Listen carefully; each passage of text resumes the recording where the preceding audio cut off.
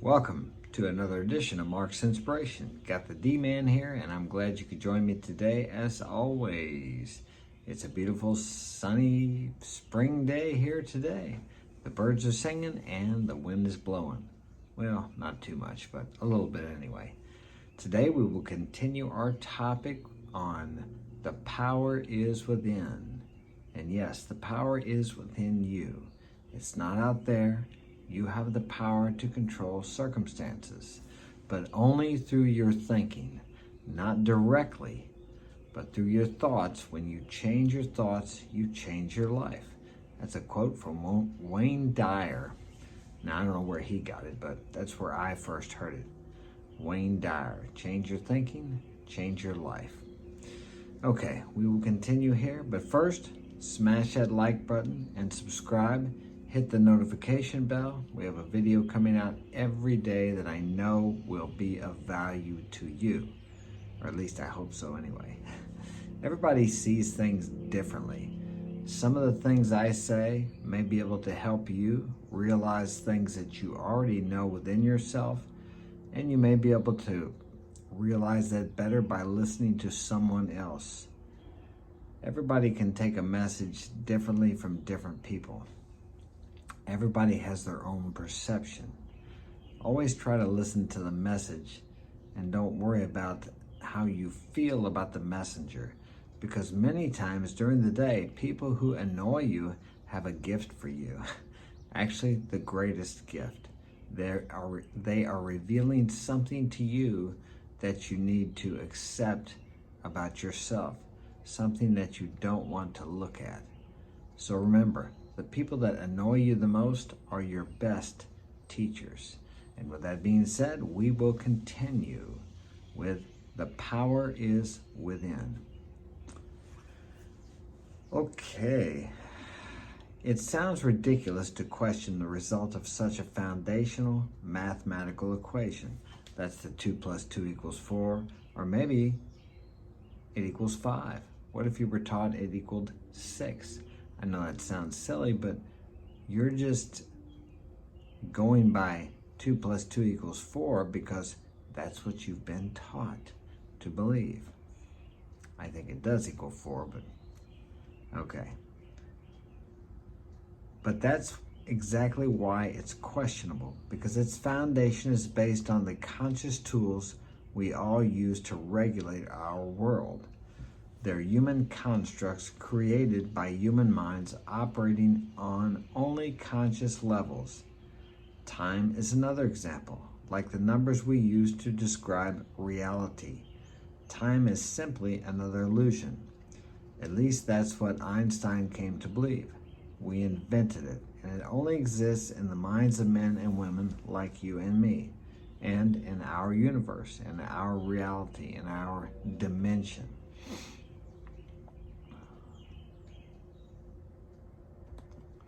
When you think about time, what did Einstein say? If you put your hand on a hot stove, time seems to go by very slowly. But if you're with your, if you sit on a hot stove, time goes by very slowly. But if you're with your girlfriend, I can't think of what it is. Anyway, time is relative. Have you ever been in a movie and it's boring as heck? Okay, it seems like time goes by very slowly. It's like you can't wait for it to be over. But you paid for the movie, you're gonna finish it out. Now, if you're with your girlfriend and having a wonderful time, time just flies by. So time is relative to how you're perceiving it, how you feel about it, what you think about it.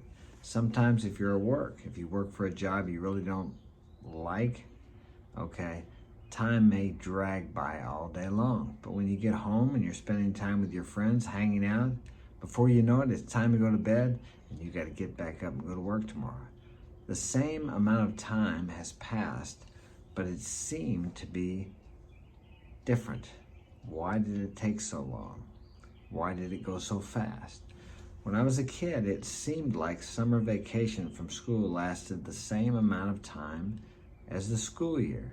But later on, I was I found out that summer vacation was only 3 months and the school year was 9 months.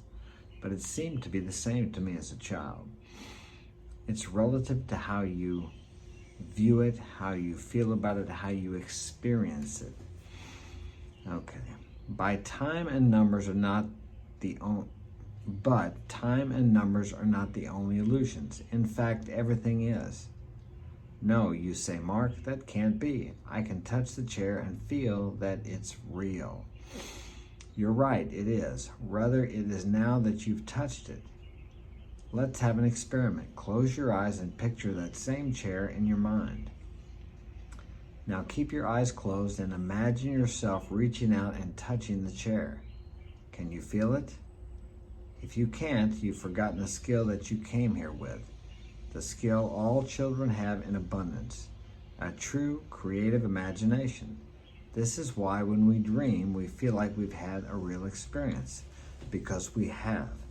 We've created a reality with our mind, and as long as we decide to make it so, that reality will live on in our memory, just like any other reality. Think about a lemon. Take that lemon, cut it in half in your mind, in your imagination. Now bite that lemon. Can you feel it puckering up your lips? Take another example. A rose. Well, roses don't. How about a lilac? Maybe you don't know what a lilac is. But anyway, smell that rose or smell that lilac, the flower, your favorite flower. Close your eyes, imagine you're holding it. Can you feel the stem in your fingers? Now hold it up to your nose and smell that. Can you smell the fragrance? Or something that you really like to eat or drink? Imagine you're drinking that or eating that now. Can you taste it? You can if you use your imagination as you did when you were a child. And this imagination is what creates reality. No, not just one time, not just twice. It's like everything else. If you do that over and over, repetition, over and over, eventually what you see in your mind and what you vividly imagine and experience with your 5 senses in your mind will become a reality in your outer manifested world. It's the way all things are created.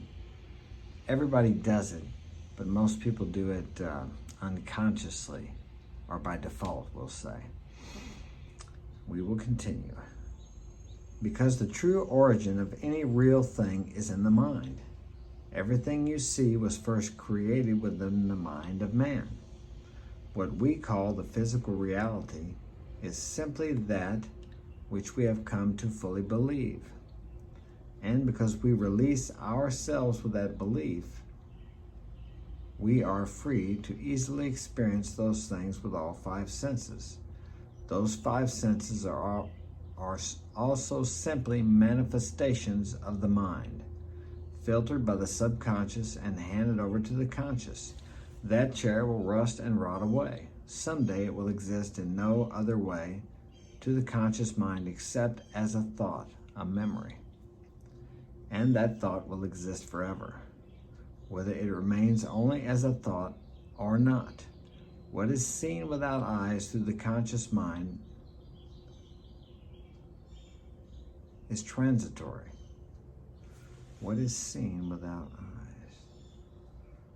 I think that's a mistake. I had this edited. What is seen through without eyes.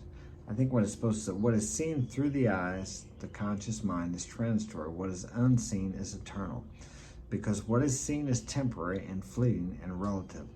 The worst witness for a crime is an eyewitness. Each person with a relative view of reality sees the situation differently, and the evidence of the case becomes distorted and contradictory, even though multiple people were present.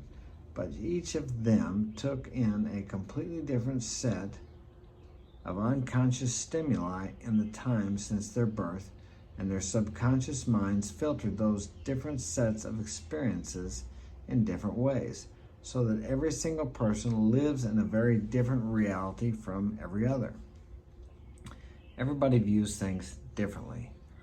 If you take the same book and give that book to 100 different people, that's 100 different people reading 100 different books. Have you ever read a book and then maybe a year or two later read that book again? You will read things and see things in there that you swore were not there the first time. Put that book down 2 or 3 years later, read it again, you will find other things. It's almost like the book changes, but the book is the same. You change, your perception changes, your filters change. You see things completely different. What I mean by filters is you look at everything that's ever happened to you in your life through your experiences. For example, if you've been bitten by 5 or 6 dogs, and I have, you may be weary of dogs. Yesterday I went to a client's house and the dog was barking. It was a pretty good sized dog. It was quite ferocious acting. He says, don't worry about it. I've heard that before, and I've been bitten by dogs like that. Now, I didn't act afraid, but when I went in there, I did have a certain apprehension, wondering, is this going to be another dog that they say, well, he's never bit anybody before, but he didn't bite me. But the point is, if I had never been bitten by a dog, I wouldn't have been worried about it at all. But because I have been bitten by a dog, I had concerns. But it worked out okay, it didn't bite me. The point is, I was experiencing or viewing this situation through the filters of what had happened to me in my life. And we all do it. You can only be aware of that and realize what is going on, because what has happened in the past is not a prediction of what's going to happen today. Your past is not your present.